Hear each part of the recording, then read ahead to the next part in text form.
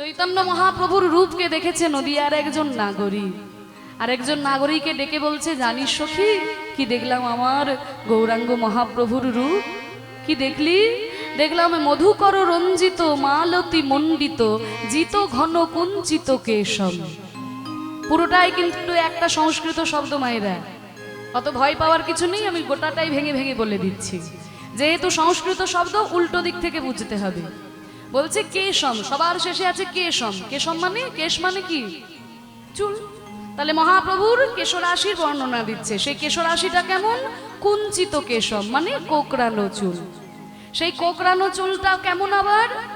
না, জিত ঘন। জিত মানে জয় করেছে, ঘন মানে মেঘ। ঘন কালো যে মেঘের রং, সেই মেঘের রংকেও জয় করে নিয়েছে মহাপ্রভুর ওই কুঞ্চিত কালো কেশ। সেই কেশটা আবার কেমন? মালতী মণ্ডিত মানে মালতী ফুলের মালা দিয়ে ঝুঁটি বাঁধা। আবার মধুকর রঞ্জিত মানে ওই মালতী ফুলের উপরে মধুকর এসে এমন ভাবে বসেছে, মনে হচ্ছে যেন মালতী ফুল নয়, মধুকর দিয়েই কেউ মালা তৈরি করে দিয়েছে। বুঝতে পারছো তো? মানে মহাপ্রভুর সামনের দিকে যে চুলগুলো ওপরের দিকে তুলে ঝুঁটি বাঁধা আছে, আর পিছনের চুলগুলো ঢেউ খেলানো খোলা আছে। তাই পিছনের চুলগুলো কেমন না কুঞ্চিত কোকড়ানো কেশ, একেবারে মেঘের বর্ণকেও জয় করেছে। আর ওপরে যে ঝুঁটিটা বাঁধা রয়েছে তার মধ্যে মালতী ফুল জড়ানো, সেইখানে আবার মধুকর এসে বসেছে। তাই বলছে মধুকর রঞ্জিত মালতী মণ্ডিত জিত ঘন কুঞ্চিত কেশম। আর কি দেখলি সখী? তাহলে কেশরাশির নিচে কি আছে? কপালে তিলক। তিলকটা কেমন মহাপ্রভুর?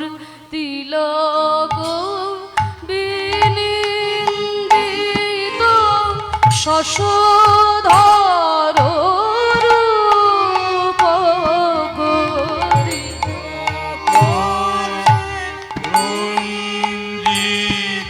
হরিচন্দনে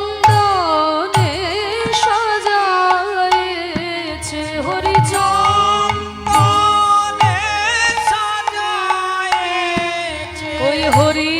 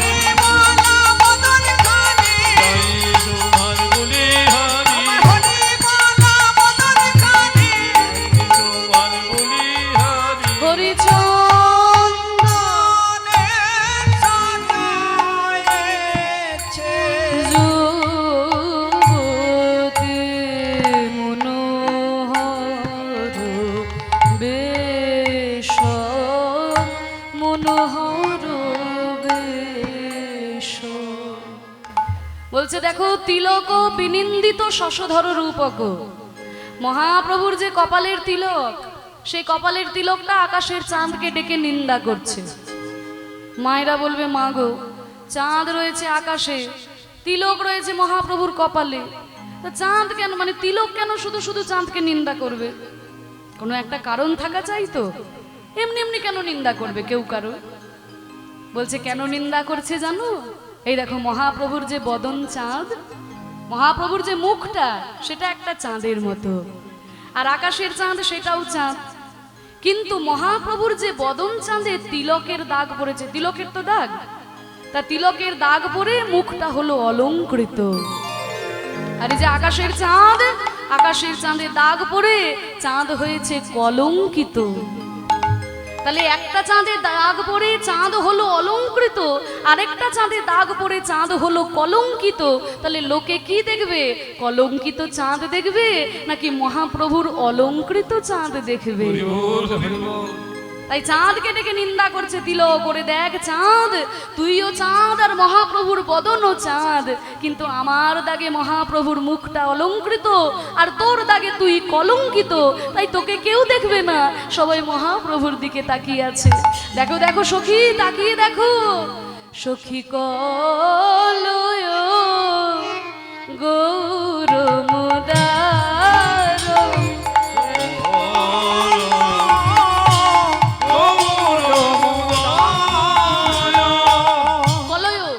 কলয় মানে দেখো, কাকে দেখবে? গৌরকে। সেই গৌর কেমন?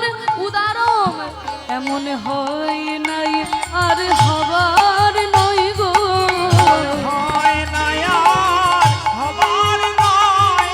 এমন করুণা সিন্ধু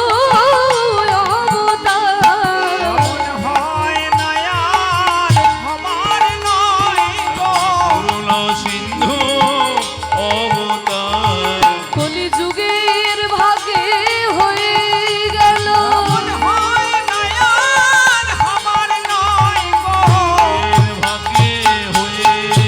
এমন করুণা সিন্ধু অবতার,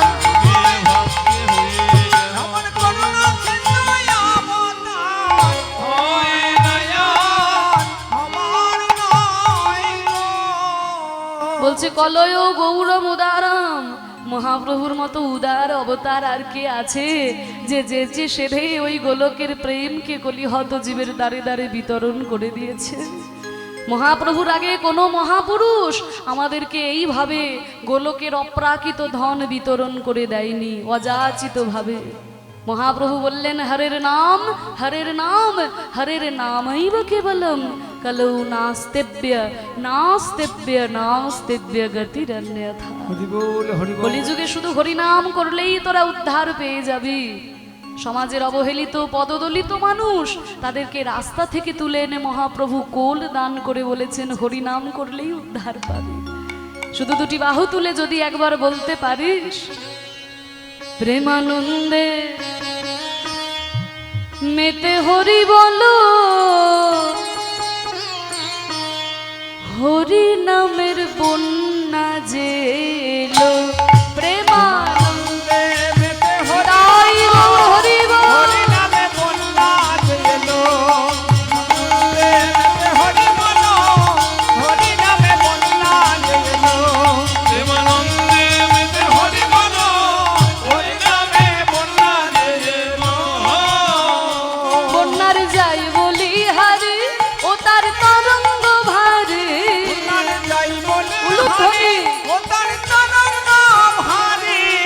যাই বলি হারে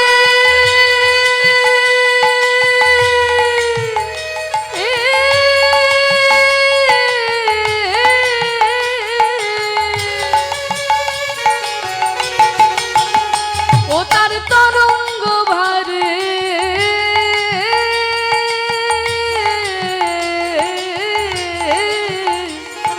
প্রেম তরঙ্গে দিচ্ছেন সাঁতার গোলক বিহারী।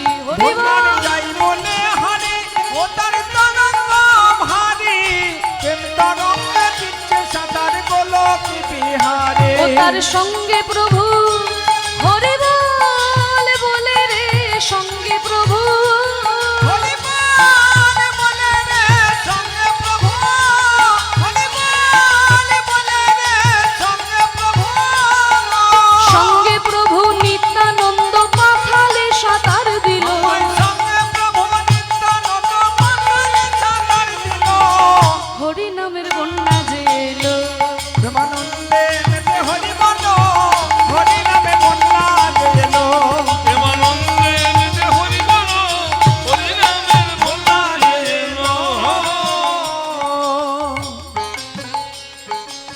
হরি নামের বন্যা মহাপ্রভু নিয়ে এলেন আমাদের এই বাংলার মাঝে। এই বন্যাটা কেমন কেমন বন্যা জানো? তবে শোনো, এমন বন্যা দেখি নাই মানুষ শুকনাতে তলা, বন্যা দেখি নাই মানুষ শুকনাতে তলা, ডুবলো নদের নারী পুরুষ জাতির বিচার না, বন্যা দেখি নাই মানুষ শুকনাতে তলা, ডুবলো নদের নারী পুরুষ জাতির বিচার না। ও মায়েরা, তোমরা বন্যা দেখেছো? বন্যা এখানে বন্যা হয় নাকি? হয় না? দেখেছো বলছো, তাহলে অন্য কোথাও দেখেছো নাকি? আমার তো মনে হয় যে আপনাদের এদিকে এত জলা জায়গা, চারিদিকে খাল বিল পুকুর, আমার তো মনে হয় বৃষ্টি হলেই বন্যা হয়ে যায়। না, আমিও বন্যা দেখেছি, যদিও আপনাদের মতো এই জলের মধ্যে থাকি না। আমাদের বীরভূম শুকনো জায়গা, আমার বাড়ি হচ্ছে বীরভূম জেলার ইলামবাজার। কেউ গেছো কখনো বীরভূমে? গেছো? অনেক দূর থেকে এসেছি তোমাদের কাছে।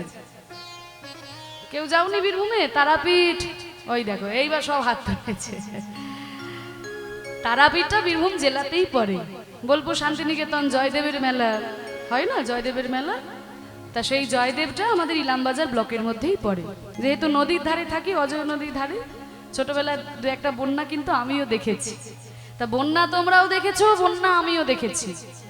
কিন্তু যে কথাটা বলছি, এমন কি কোথাও কোনো বন্যা দেখেছো নাকি বন্যার কথা শুনেছো যেখানে জলই নাই অথচ মানুষ তলিয়ে যাচ্ছে? সব হাবুডুবু হাবু। হ্যাঁ, বাহ, ঠিক বলেছ মা। জল ছাড়া যদি বন্যা দেখতে হয়, আজকে এই হরিনামের বন্যা। নবদ্বীপে যাবে, মায়াপুরে যাবে, দেখবে কোথায় কোথায় থেকে ভক্তরা এসেছে। কোথায় America, England, Russia, Japan, Australia, কত কত দেশ থেকে ভক্তরা এসে দুটি বাহু তুলে এমন ভাবে পাগলের মতো হরিনাম করছে, দেখে বোঝা যায় জলই নাই অথচ এই হরিনামে তারা কতখানি ডুবেছে। আপনাদের আশীর্বাদ মাথায় নিয়ে সাধুগুরু বৈষ্ণবের কৃপায় আমি গেছিলাম লন্ডনে কীর্তন পরিবেশন করতে।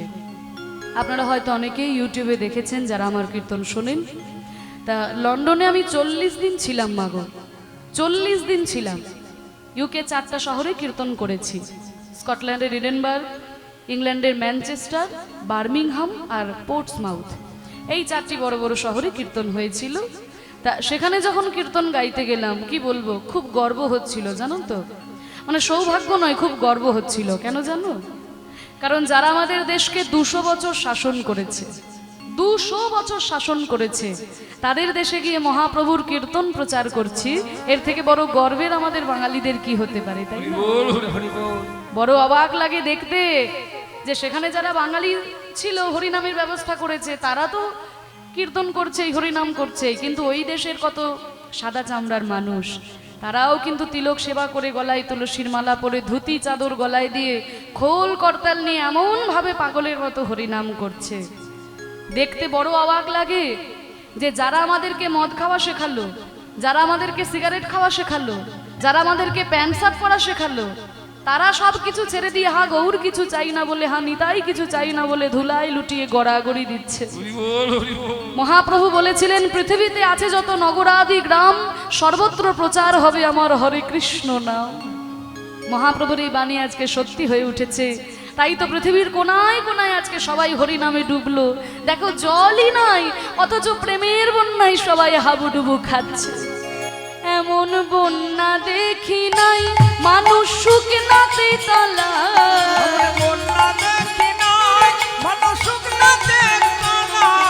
ডুবলো নদের নারী পুরুষ জাতির বিচার না।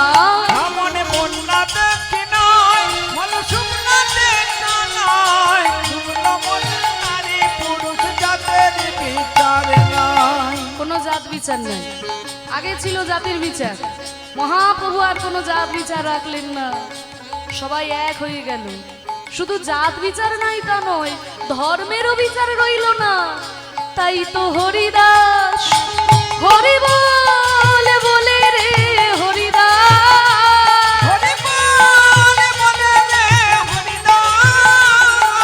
হরিদাস সে কাজের ছেলে, সেও বুঝি ডুবে গেল।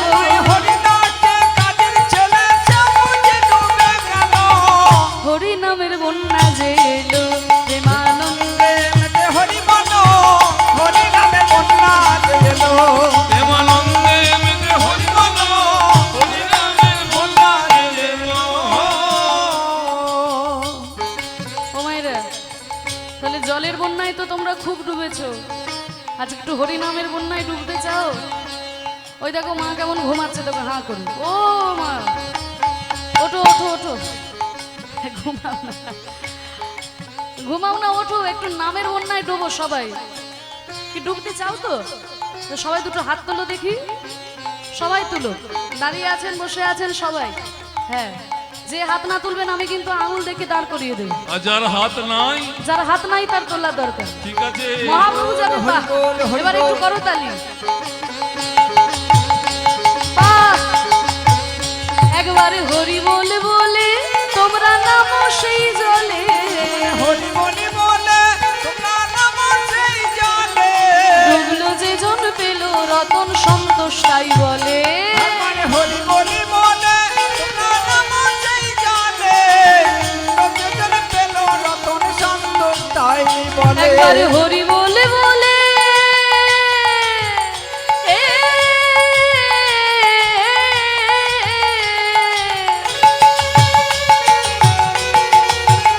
তোমরা নামো সেই জলে,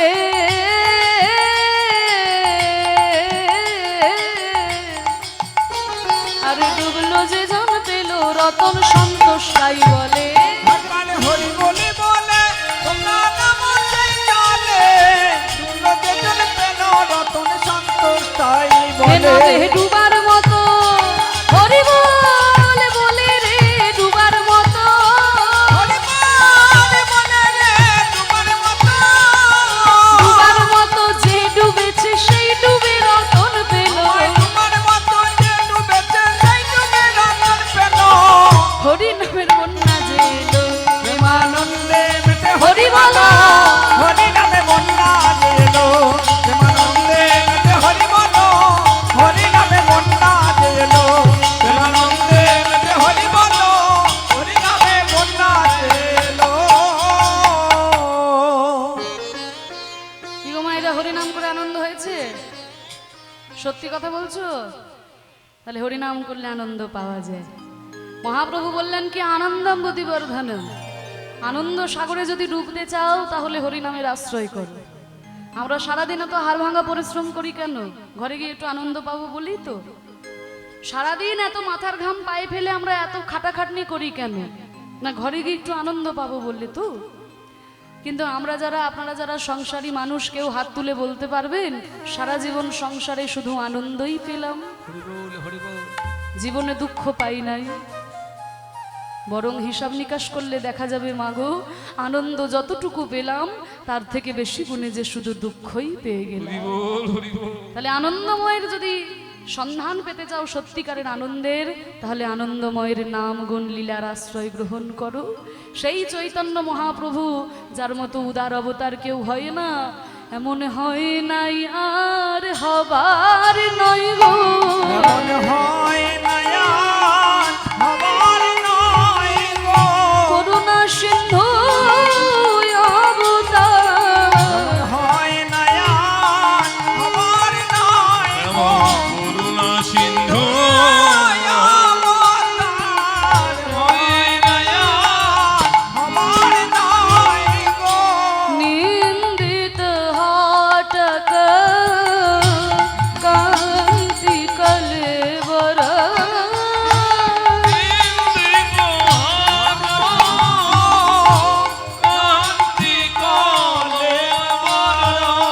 কাঁচা সোনা আমি কিসে বাগুনি, কাঁচা সোনায় আমি কিসের বাগুনি, আমার গৌরাঙ্গের রূপের সনে, কাঁচা সোনায় আমি কিসের বাগুনি, রঙ্গের রূপের শোনে, এ যে লাখো মানো কাঞ্চন যিনি, আমার গৌরাঙ্গের রূপের সনে, ভগবান কাঞ্চন যিনি, গৌরাঙ্গের রূপের সনে, ভগবান কাঞ্চন যিনি, কাঁচা সোনায় আমি কিসের বাগুনি। বলছে নিন্দিত হাটক কান্তি কলেবর। মহাপ্রভুর যে রূপ, মহাপ্রভুর রূপের সঙ্গে সোনারও কোনো তুলনা হয় না। সোনার সঙ্গে মহাপ্রভুর তুলনা হয়? ও মায়েরা, সোনার তো কত সুন্দর, সোনা কত উজ্জ্বল, তাহলে সোনার সঙ্গে কি মহাপ্রভুর তুলনা হয়? বলে না, সোনার সঙ্গে তো মহাপ্রভুর কোনো তুলনাই হয় না। কারণ সোনা হচ্ছে কঠিন, মহাপ্রভু হলো কোমল। আর সোনা পড়লে অহংকার হয়। কি মায়েরা, অহংকার হয় না? সোনা বললে অহংকার হয় না? সোনার অহংকার এমন অহংকার, সোনা যদি কেউ পড়ে থাকে অঙ্গে, তার তো একেবারে গরবে মাটিতে পা পড়ে না। সোনার অহংকার এমন, জানো তোমার, শাশুড়িও জামাইকে ছাড়ে না, আর জামাইও শাশুড়িকে ছাড়ে না। হরি বল হরি বল। এটা উদাহরণ দিয়ে বলি, বুঝলে? একজন জামাই, সে প্রথমবার শ্বশুর বাড়িতে গেছে, হ্যাঁ, অষ্টমঙ্গলায় প্রথমবার শ্বশুর বাড়িতে গেছে।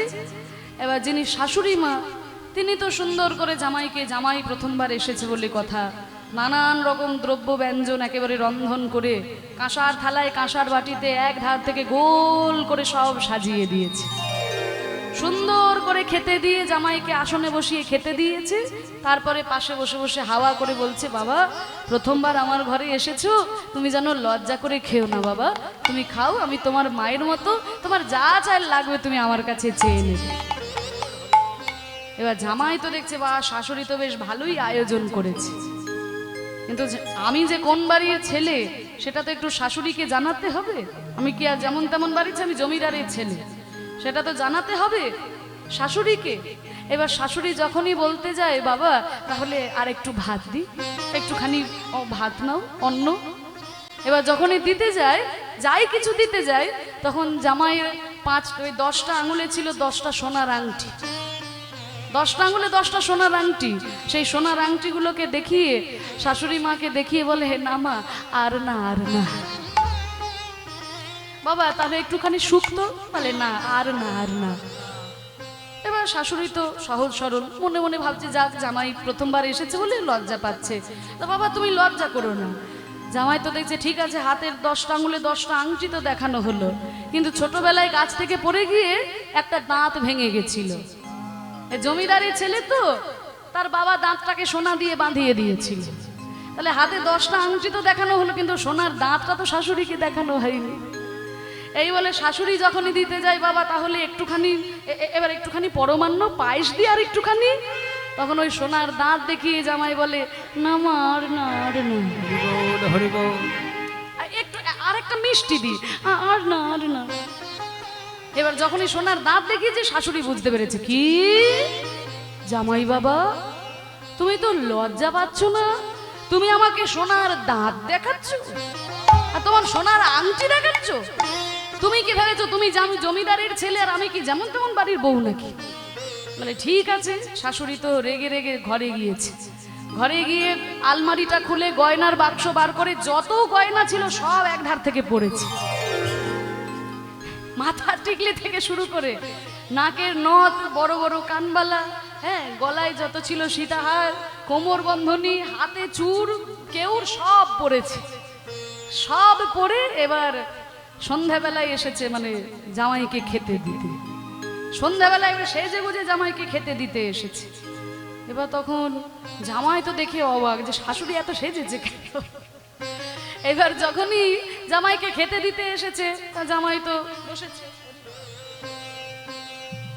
যেই না খেতে দিতে এসেছে অমনি শাশুড়ি বলছে, বাবা তাহলে হাতের যে বড় বড় বালাগুলো পড়েছিল, সেই বালাগুলো দেখিয়ে দেখিয়ে বলছে, বাবা তাহলে আরেকটু ভাত দি, আরেকটু অন্ন। ঠিক আছে, হাতের বালাগুলো দেখানো হয়ে গেল। ওহ, এত বড় ঘোমটা থাকলে আমার নাকের নথটা দেখতে পাবে জামাই। ঘোমটাটাকে সরিয়ে দিয়ে বলছে, বাবা তাহলে একটুখানি পোস্ত, আলু পোস্ত। ঠিক আছে, সব দেখানো হয়ে গেছে, কিন্তু এই কোমরে আছে 10 ভরি ওজনের একটা কোমর বিছা, আমার শাশুড়ি আমাকে দিয়েছিল, এইটা তো জামাইকে দেখানো হয়নি। তখন ওই কোমর বিছাটাকে দেখিয়ে শাশুড়ি বলছে, বাবা আর দুটো দি, আর দুটো দি। এই হচ্ছে সোনার অহংকার, বুঝলে মা? জামাইও শাশুড়িকে ছাড়ে না, আর শাশুড়িও জামাইকে ছাড়ে না। কিন্তু আমার গৌর সোনা, সেই সোনাকে যদি কেউ অঙ্গে ধারণ করতে পারে, তার তো অহংকার হয় না। যদি একটুকু কিঞ্চিত অহংকার থেকেও থাকে, তার অহংকার সব ধুয়ে মুছে গিয়ে ধুলাই লুটিয়ে এসে গড়াগড়ি দেয়নি। তাই গৌর হরি বল, হরি বল, হরি বল। নিন্দিত হাতকু, তাই সোনার সঙ্গে মহাপ্রভুর কোনো তুলনা হয় না। কান্তি কলে বড় গরবিত মারক মারাম। আহা, অনেকে আছে দেখবে মা এত সুন্দর যে রূপের বর্ণনা দিচ্ছে, দেখতে খুব সুন্দর, কিন্তু সারাদিন আমার মুখটা বাংলার মাছের মতো করে থাকে, মুখের দিকে তাকাতে ইচ্ছে হয় না। আমার মহাপ্রভু যেমন দেখতে সুন্দর, মুখে তেমনি মৃদুমন্দ হাসি, একবার দেখলে বারবার দেখতে ইচ্ছে হয়। মধু মধু রশ্মিত লোভিত তনুভৃত মধু মধু রচিত রশ্মিত তনুত অনুপম ভাব বিলাস ভাব বিলাস নিজ নব রাগ বিমোহিত মানস রাগ নামকে ভাবিত ভাবত অনুপম ভাব বিলাস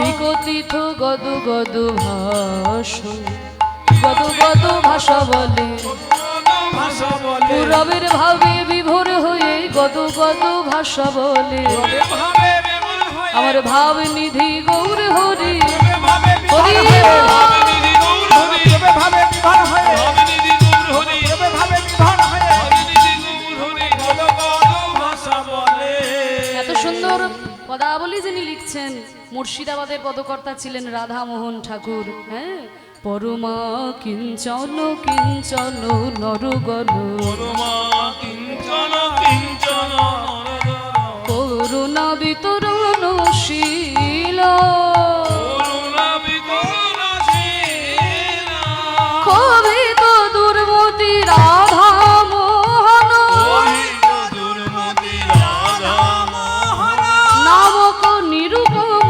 লীল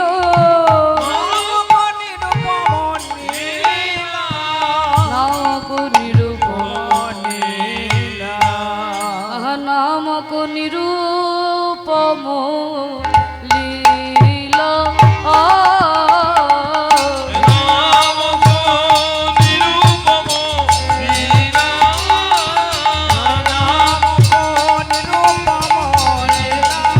নামক নিরূপম লীলা লীলা